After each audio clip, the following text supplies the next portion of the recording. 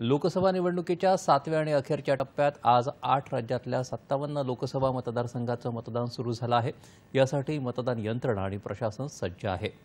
या टप्प्यात उत्तर प्रदेश आणि पंजाबमधल्या प्रत्येकी 13, पश्चिम बंगालमधल्या 9, बिहारमधल्या 8, ओदिशातल्या 6, हिमाचल प्रदेशातल्या 4, झारखंडमधल्या 3 आणि चंदीगडमधल्या 1 मतदारसंघाचा समावेश आहे।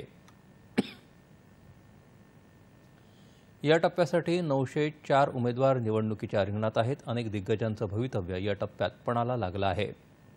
वाराणसी मतदारसंघातून पंतप्रधान नरेंद्र मोदी, हमीरपूर मतदारसंघातून केंद्रीय मंत्री अनुराग सिंह ठाकूर,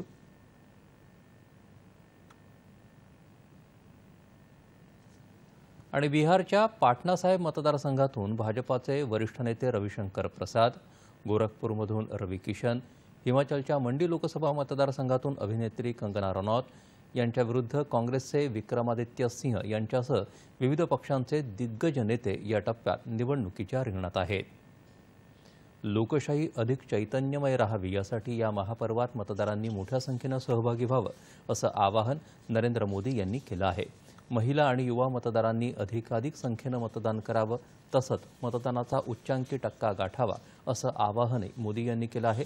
मतदारांनी अभूतपूर्व संख्येनं मतदान करावं असं आवाहन ज्येष्ठ भाजपा नेते अमित शाह यांनी केलं आहे। दरम्यान लोकसभा निवडणुकीच्या सर्व टप्प्यांची मतमोजणी येत्या 4 जून रोजी होणार आहे। तसंच आंध्र प्रदेश आणि ओदिशातल्या विधानसभा निवडणुकांची आणि देशभरातल्या विविध राज्यात झालेल्या विधानसभा पोटनिवडणुकांची मतमोजणी देखील 4 जून रोजीच होईल। अरुणाचल प्रदेश आणि सिक्कीम विधानसभा निवडणुकीची मतमोजणी मात्र 2 जून रोजी होणार आहे।